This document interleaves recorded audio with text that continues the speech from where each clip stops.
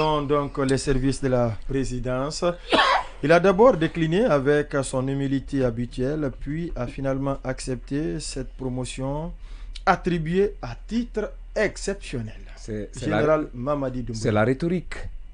Les mots sont non, tout ça a à été fait bien toujours. trouvés. Quand Lansana Conté passait de grade de lieutenant-colonel à général, c'était l'argument à la suite du coup d'État manqué de 85. Mais M. Condé, j'ai appris dans l'art de la guerre de Sun Tzu qu'un général, ce n'est pas le nombre de barrettes flanquées à l'épaule, encore moins le nombre d'insignes collés au cœur ou à la poitrine. C'est l'adhésion et la soumission de la troupe au commandement du chef. Mais c'est le cas. C'est le... Non, attention. C'est le cas. Non. Laisse-moi aller au bout de mon propos. Oui. Pour preuve, pour vous dire que ce n'est pas le cas, la France de 1940 avait plein de maréchaux. Ce sont ces maréchaux qui ont tout capitulé. Et c'est cette France qui a signé l'armistice avec l'Allemagne. Il a fallu un général sorti de nulle part pour redonner à la France toute sa grandeur, toute sa dignité et toute sa notoriété. C'est le général de Gaulle à travers l'appel du 18 juin 1947.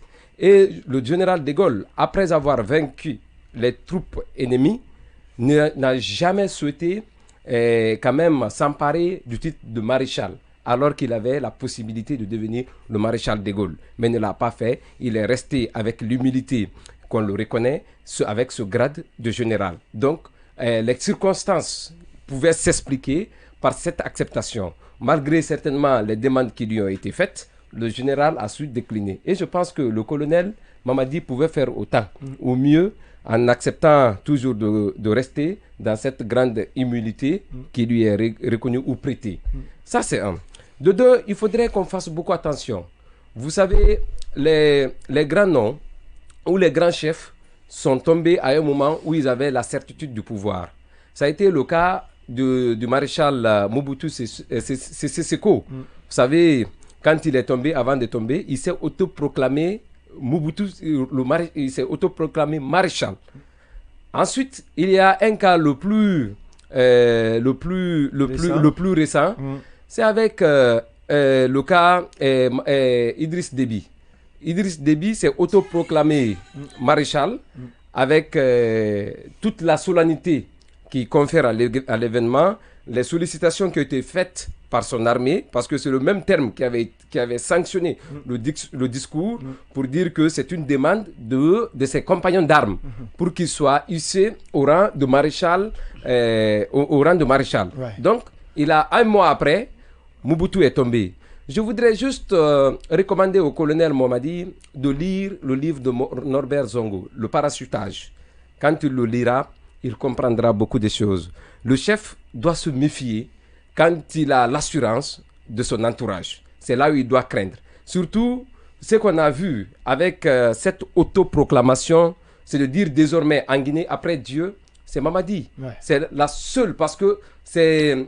Avant d'atteindre certainement le grade de maréchal, c'est le stade d'avance suprême de tous les honneurs dans l'armée. Ouais. Donc après ce grade, un seul grade pour atteindre le grade de maréchal. Ouais, et puisqu'on sait que ce sont des tentations avec l'être humain, rien ne sera surprenant que lorsque des soumis ou des larrons ou des toupies ou des marionnettes se regrouperont pour certainement lui faire cette avance d'accepter pour une première, puisque tout est historique dans notre pays, qu'il accepte d'être encore le premier maréchal guinéen.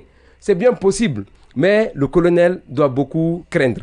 Mais du point de vue législatif et juridique, puisque je me suis amusé à voir les fondements juridiques d'un tel acte, malheureusement, je n'ai pas pu accéder à la loi sur comment on appelle le statut particulier des militaires en Guinée. Ouais. Mais j'ai fouiné et j'ai fouillé avec le statut particulier des militaires en France. J'ai compris qu'il y a des conditionnalités pour passer d'un grade à un autre. Ouais, mais c'est pourquoi aujourd'hui, à titre exceptionnel. Non. Autant de compter, c'était aussi à titre exceptionnel. Ouais. Je vous dis, tous les dictateurs, tous les militaires qui sont devenus des dictateurs l'ont été à titre exceptionnel. Je parlais tout à l'heure du cas de le cas Idriss Déby, le cas Mobutu Sese Seko. Ouais. C'est à titre exceptionnel. Il y a l'empereur Bokassa. L'empereur Bokassa. C'est à titre exceptionnel. D'accord. Revoyez très bien l'histoire.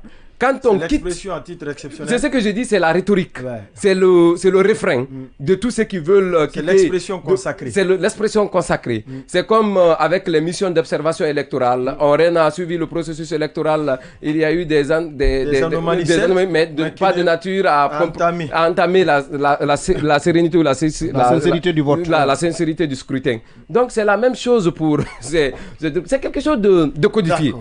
Pour aller du point de vue juridique, je n'ai pas trouvé d'explication dans le cas guinéen parce qu'il n'y avait pas d'éléments à ma possession pour pouvoir le commenter. Mais du point de vue moral et éthique, ça pose problème. Pour quelqu'un qui vient prôner des ruptures, alors qu'on sait, quand on est général de corps d'armée, ça sous-entend beaucoup de privilèges. Ouais. Ça veut dire que vous êtes la voix suprême. Vous êtes la voix de Dieu dans cette armée. Vous incarnez Dieu. Vous incarnez l'abondance, vous incarnez l'éternité, vous incarnez la puissance et la grandeur. Et ça pose problème du point de vue éthique et du point de vue moral. Voilà. Et surtout, M. Condé, pour terminer, et surtout, je pense que aujourd'hui, ce couronnement ou cette autoproclamation fulgurante du colonel, mais aujourd'hui la transition dans des difficultés. Parce que demain, la vertu ne passera plus. On dira que ce sont des gens qui sont venus s'accaparer de tous les privilèges du commandement. Et cela passe nécessairement à s'octroyer des titres qu'on ne mérite pas. Qu'est-ce qui explique aujourd'hui que ces officiers qui étaient à cette rencontre savaient que le colonel allait avoir ce prix? Personne ne le savait. Ah bon? Je vous assure.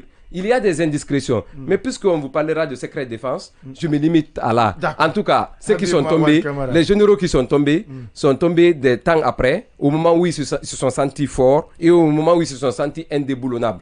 Que Mamadi fasse beaucoup attention. Je le recommande surtout, le livre de Norbert Zongo, Le parachutage. Ça va l'aider. Bonsoir.